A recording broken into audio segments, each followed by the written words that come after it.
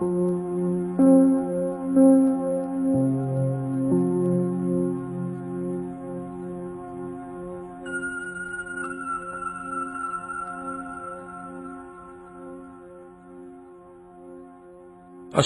আলাইকুম প্রিয় শিক্ষার্থী, কোয়ান্টাম ভবনে স্বাগতম। নিজেকে অনন্য মানুষে রূপান্তরিত করার জন্য আত্মপর্যালোচনার সিদ্ধান্ত নেয় তোমায় অভিনন্দন। আজকের এই আত্মপর্যালোচনার প্রতিটি পর্যায়ে আমি শহীদ আল বুখারী মহাজাতক তোমার সাথে রয়েছি।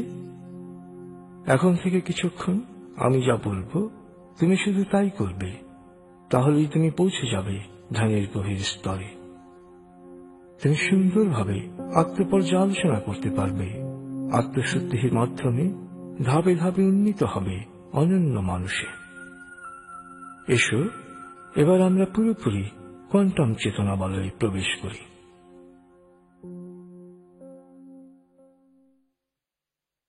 তুমি প্রস্তুত হয়েছ? এবার হালকাভাবে চোখ বন্ধ করো, লম্বা দম নাও, নাক দিয়ে দম নাও, আস্তে আস্তে মুখ দিয়ে দম ছাড়ো। দম নেবে পেটে, দম নেয়ার চেয়ে দম ছাড়তে সামান্য বেশি সময় নাও।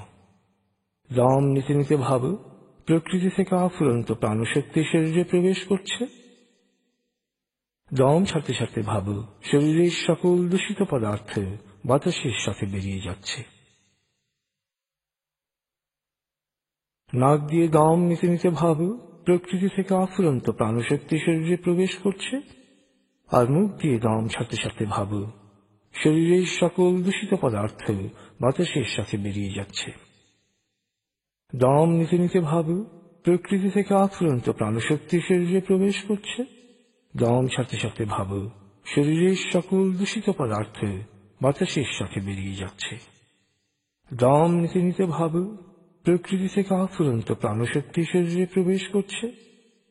আর দম ছাড়তে ছাড়তে ভাবো শরীরের সকল দূষিত পদার্থ বাতাসের সাথে বেরিয়ে যাচ্ছে। দম নিতে নিতে ভাবো প্রকৃতি থেকে আফুরন্ত প্রাণশক্তি শরীরে প্রবেশ করে তোমাকে সজীব ও প্রাণবন্ত করে তুলছে।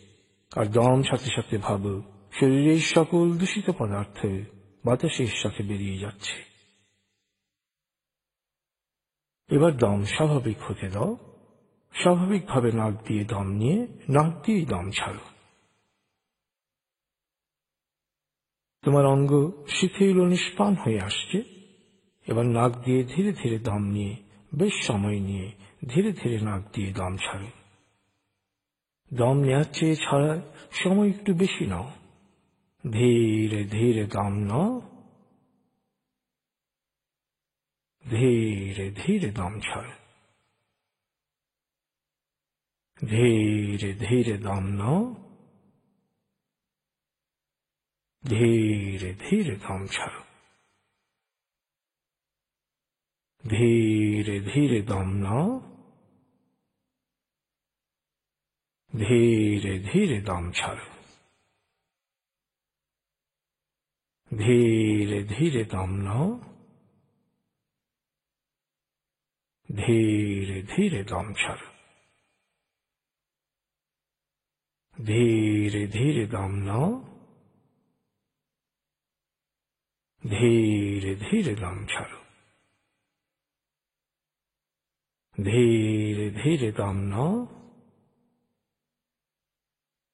ধীরে ধীরে দম ছাড়ো। এবার দম স্বাভাবিক হতে দাও।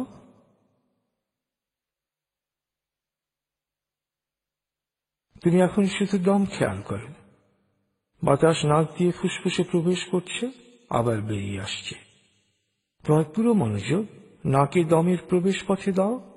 বাতাস স্বাভাবিক যাওয়া আসা করুক, তুমি শুধু দম খেয়াল করো।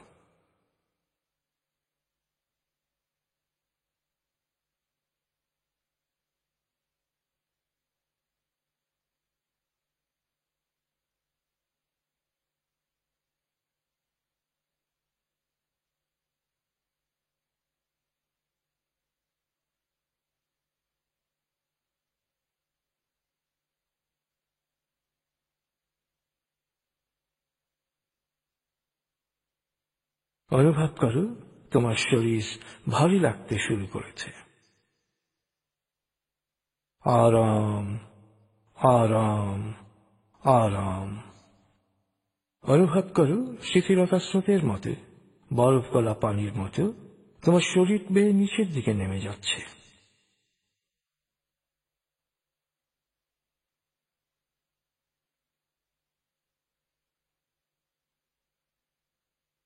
শিথিল আয়নের গভীর স্তরে পৌঁছে গেছো তুমি। তোমার শরীর বলতে এখন আর কিছুই নেই। তোমার বলতে রয়েছে শুধু তোমার চেতনা, তোমার মন। তুমি এখন পুরোপুরি শিথিল। শিথিল আয়নের গভীর স্তরে প্রবেশ করেছো তুমি। তোমার ব্রেন ওয়েভ বিটা স্তর থেকে নেমে গেছে আলফায়। মনের বাড়ির পথে তুমি এখন আলফা স্টেশনে এসে পৌঁছেছ। এই স্টেশনে তোমার জন্য রয়েছে বিশেষ ওয়েটিং রুম।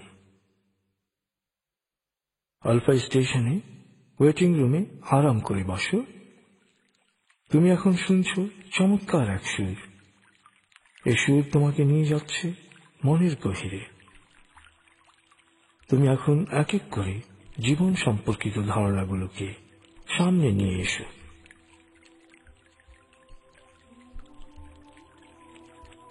প্রিয় শিক্ষার্থী, তুমি জানো ছাত্র জীবন হচ্ছে ভবিষ্যতের জন্য নিজেকে প্রস্তুত করার সময়। আর প্রস্তুতি সবসময় শ্রম ও কষ্টসাধ্য।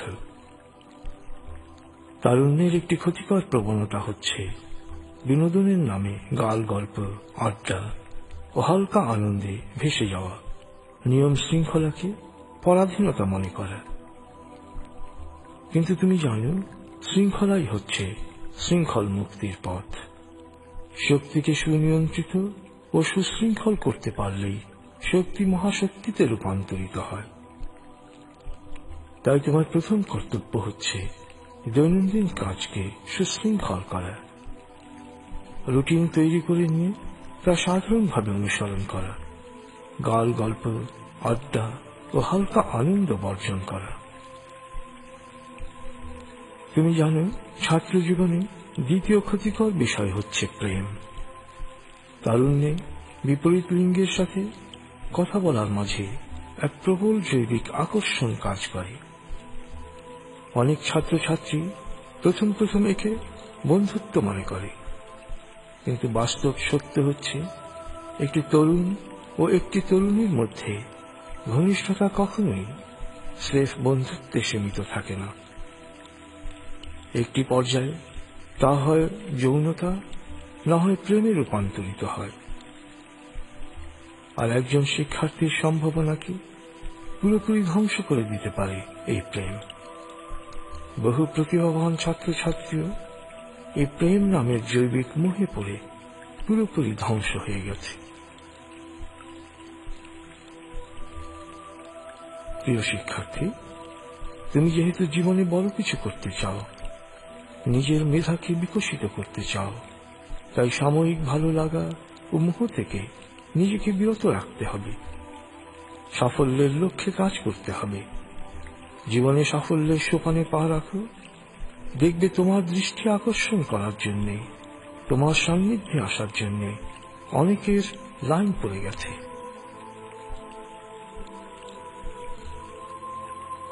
প্রিয় শিক্ষার্থী, ছাত্র জীবনে তৃতীয় ক্ষতিকর বিষয় হচ্ছে অসৎ সঙ্গ বা ক্ষতিকর বন্ধুত্ব। ক্ষতিকর বন্ধুত্বের কারণে হাজার হাজার প্রতিভাবান তরুণ তরুণী ড্রাগ অ্যাডিক্ট, ক্যাডার, সন্ত্রাসী, ভ্রষ্টাচারী, অপরাধীতে রূপান্তরিত হচ্ছে। ক্ষতিকর বন্ধুত্ব বা অসৎ সঙ্গ এমন এক দুষ্ট চক্র, যেখানে একবার ঢুকে গেলে সেখান থেকে বের হওয়া খুব কঠিন। তাই যে কারোর সাথে ঘনিষ্ঠতা সৃষ্টি হওয়ার আগেই তার দৃষ্টিভঙ্গি, চলাফেরা, জীবনাচার সম্পর্কে ভালোভাবে খোঁজ নাও। প্রিয় শিক্ষার্থী, উচ্ছৃঙ্খল, স্বার্থপর, হতাশ, মিথ্যাবাদী, গীবত বা পরচর্চাকারী, আত্মগর্বী, আড্ডাবাজ, ড্রাগসেবী, বাজে ছেলে মেয়ে ও পড়াশোনা অবহেলা করে রাজনৈতিক তৎপরতায় অংশগ্রহণকারীদের সাথে বন্ধুত্ব করা থেকে সচেতনভাবে বিরত থাকুক। কারণ তোমার এমন কোনো সম্পর্কের প্রয়োজন নেই যা তোমার প্রতিষ্ঠার পথকে বাধাগ্রস্ত করে। প্রিয় শিক্ষার্থী, তারুণ্যে বন্ধুদের প্রভাব যেহেতু বেশি পড়ে, তাই ভালো, সৎ, আন্তরিক, সুশৃঙ্খল, মেধাবী, প্রোঅ্যাক্টিভ এবং একই চিন্তার অনুসারীদের সাথেই তোমার বন্ধুত্ব গড়ে তোলা উচিত। সবার সাথেই স্বাভাবিক সুসম্পর্ক বজায় রাখবে, কিন্তু বন্ধুত্ব তাদের সাথেই করবে যারা তোমার জ্ঞান অর্জনে ও মেধার বিকাশে সহায়ক সৎসঙ্গ হিসেবে কাজ করবে। প্রিয় শিক্ষার্থী, আড্ডা, প্রেম ও অসৎসঙ্গ এই তিনটি ক্ষেত্রে নিজের অবস্থানকে এক এক করে পর্যালোচনা করো। এক্ষেত্রে তুমি কোনো ভুল করছো কিনা।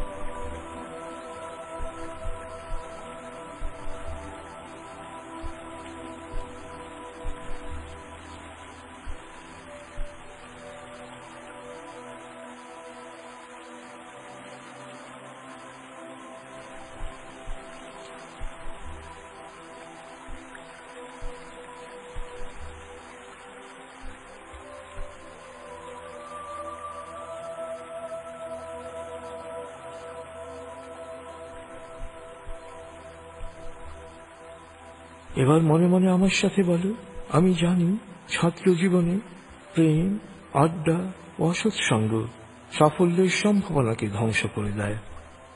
আমি এই ধ্বংসাত্মক আবেগ থেকে নিজেকে পুরোপুরি মুক্ত রাখব। আমি জানি ছাত্র জীবনে প্রেম, আড্ডা ও অসৎসঙ্গ সাফল্যের সম্ভাবনাকে ধ্বংস করে দেয়।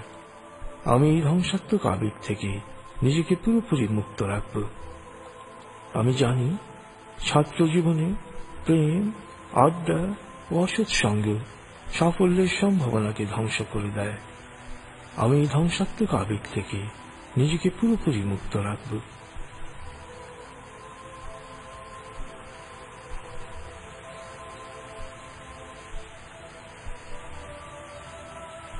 তুমি এখন আলফা স্টেশনে অবস্থান করছো। ওয়েটিং রুমে বিশাল আয়নার সামনে দাঁড়াও। এবার নিজের শরীর ও স্বাস্থ্যের দিকে তাকাও। সুস্বাস্থ্যের কোয়ান্টাম সূত্রগুলো তুমি কি অনুসরণ করছো?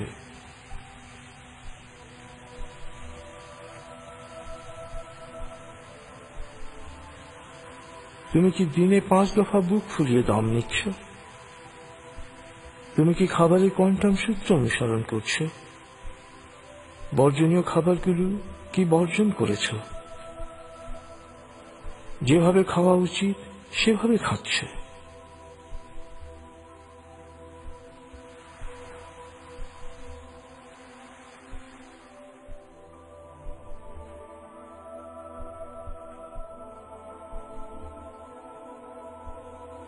তুমি কি নিয়মিত কোয়ান্টাম ব্যায়াম করছো? নিয়মিত গোসল করছো? পরিষ্কার পরিচ্ছন্ন থাকছে?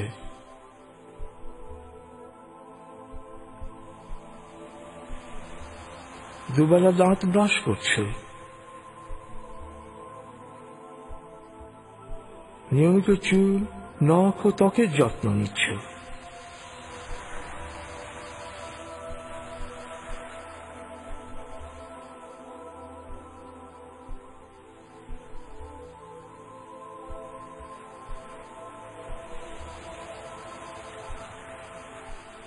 প্রিয় শিক্ষার্থী, তুমি জানো সফল মানুষরা সবসময় স্বাবলম্বী ছিলেন। তারা নিজের কাজ নিজে করতেন, বাড়ির কাজে বাবা মাকে সাহায্য করতেন, অনেকেই নিজের পড়ার খরচ নিজে চালাতেন। তুমি কি নিজের কাজ নিজে করো? নিজের কাপড় চোপড় কি নিজে পরিষ্কার করো? নিজের বিছানা কি নিজের বিছানা কি নিজে ঠিক করো? পড়ার টেবিল ও নিজস্ব জিনিসপত্র কি নিজে গুছিয়ে রাখো? মা বাবার যে যে কাজে তুমি সহযোগিতা করতে পারতে তা কি তুমি করছো? অবলোকন করো, অন্যের উপর নির্ভরতা বাদ দিয়ে নিজের কাজগুলো নিজেই করছো। ঘরের প্রতিটি কাজে মা বাবাকে সহযোগিতা করছো।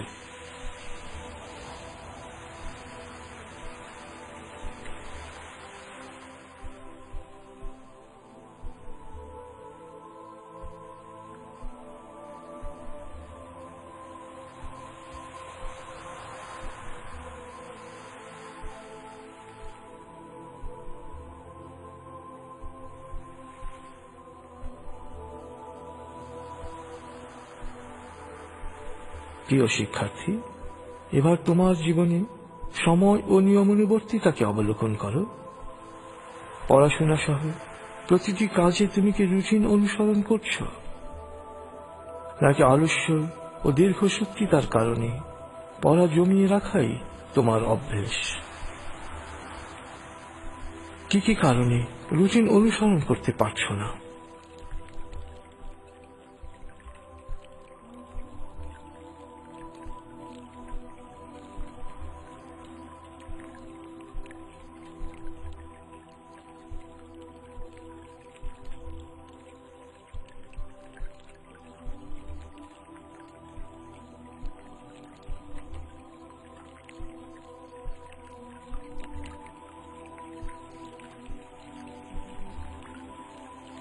প্রিয় শিক্ষার্থী, তুমি জানো ভালো রেজাল্টের জন্য রুটিন করে পড়া অত্যন্ত গুরুত্বপূর্ণ।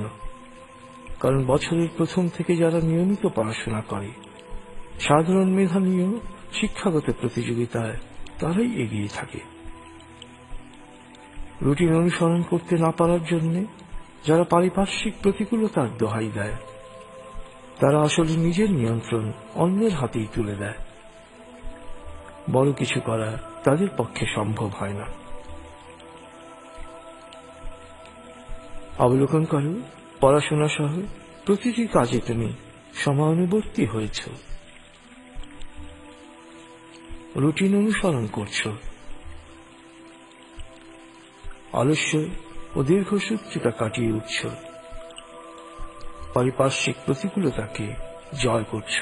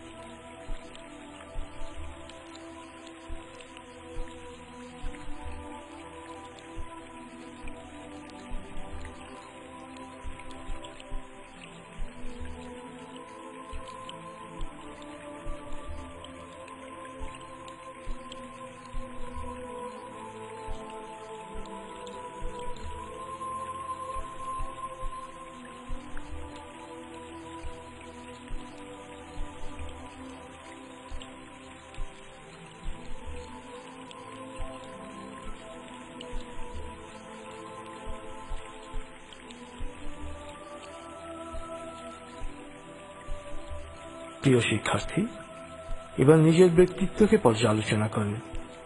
চিন্তায়, কথায় ও কাজে তুমি কতটা প্রোঅ্যাক্টিভ, কতটা স্থান কাল পাত্র বিবেচক। তুমি জানো সুন্দর ব্যবহার আকর্ষণীয় ব্যক্তিত্বের একটি প্রধান উপাদান। তুমি কি সবসময় হাসি মুখে অন্যদের প্রথমে সালাম দাও, সবার সাথে বিনয়ী ও বন্ধুসুলভ আচরণ করে? অন্যের আচরণ কি তোমার মনে ক্ষোভ ও ঘৃণার সৃষ্টি করে?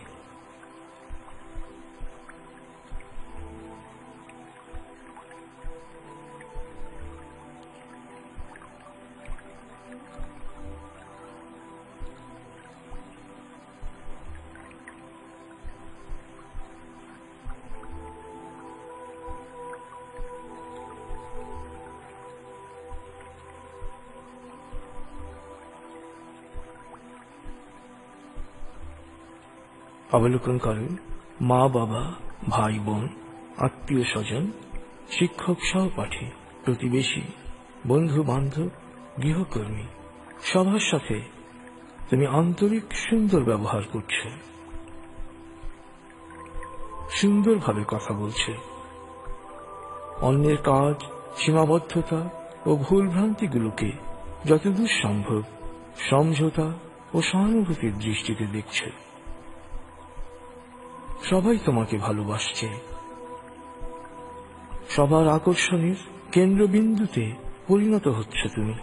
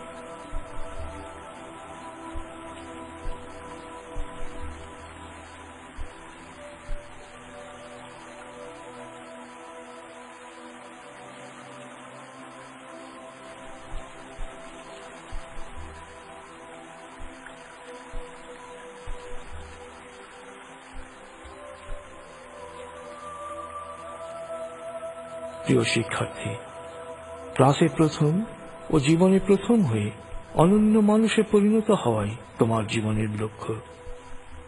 আর একজন অনন্য মানুষ তার মেধাকে সৃষ্টির সেবায় কাজে লাগান।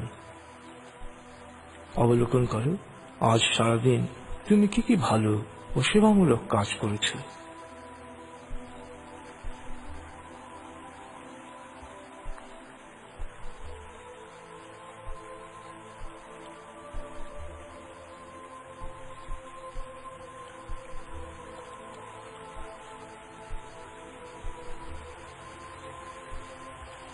এবার মনে মনে বলো, প্রতিদিন আমি ভালো কাজের পরিমাণ বাড়াতে থাকব।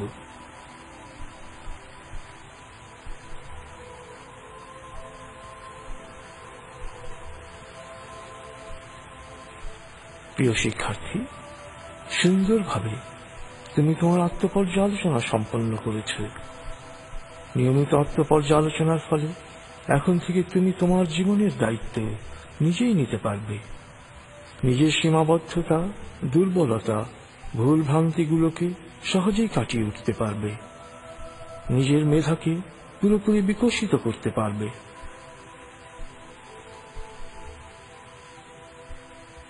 প্রিয় শিক্ষার্থী, অবলোকন করো, ক্লাসে প্রথম ও জীবনে প্রথম হয়ে ধাপে ধাপে তুমি অনন্য মানুষে পরিণত হচ্ছ চৌকস, দক্ষ, নৈতিক ও মানবিক শক্তিতে উজ্জীবিত। তুমি পরিণত হচ্ছ সবার আকর্ষণের কেন্দ্রবিন্দু ও ভরসার স্থলে।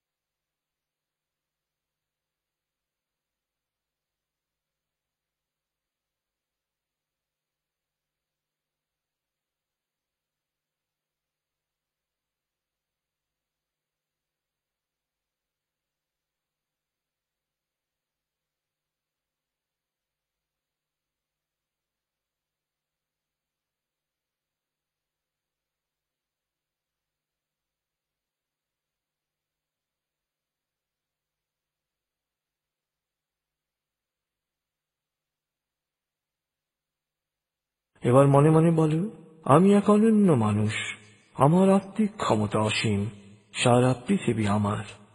যেখানে দরকার সেখানে যাব, যা প্রয়োজন তাই নেব, যা চাই তাই পাব। জাতি ধর্ম বর্ণ গোত্র নির্বিশেষে মানুষের কল্যাণ করব। প্রিয় শিক্ষার্থী, তুমি চমৎকার এক আনন্দদায়ক সময় কাটিয়েছ। এক গভীর ও তৃপ্তিদায়ক ঘুমের পর তুমি যেমন সজীব ও প্রাণবন্ত হয়ে ওঠো, তোমার দেহের প্রতিটি কোষ তেমনি প্রাণচঞ্চল উৎফুল্ল হয়ে উঠেছে। আমি এখন 0 থেকে 7 গণনা করব, তুমি পুরোপুরি জেগে উঠবে, শারীরিক ও মানসিকভাবে পুরোপুরি সজীব, উৎফুল্ল ও তরতাজা অনুভব করবে। এবার লম্বা দম নাও। 0, 1। আবার লম্বা দম নাও। 2, 3। আবার লম্বা দম নাও। 4, 5। এবার মনে মনে বলো, 7 গণনার পর আমি চোখ মেলে তাকাবো, আমি পুরোপুরি জেগে উঠব, পূর্ণ সচেতন অবস্থায়, শারীরিক ও মানসিকভাবে পুরোপুরি সজীব, উৎফুল্ল ও তরতাজা অনুভব করব। আবার লম্বা দম নাও। 6, 7। চোখ মেলো, আস্তে আস্তে মাথা ও ঘাড় নাড়ো, পা টান টান করো, হাত নাড়ো, জোরে বলো, বেশ ভালো লাগছে। প্রিয় শিক্ষার্থী, সুন্দরভাবে মেডিটেশন করার জন্য আমার অভিনন্দন গ্রহণ করো। তুমি জানো, জ্ঞান অর্জন ও নিজেকে অনন্য মানুষ হিসেবে গড়ার প্রতিটি পদক্ষেপ হচ্ছে ইবাদত। ছাত্র জীবনের এই ইবাদতের প্রতিটি পর্যায়ে আমাদের দোয়া সবসময় তোমার সাথে থাকবে। প্রশান্তি, সাফল্য ও প্রাচুর্যে ভরে উঠুক তোমার জীবন। খুদা হাফিজ।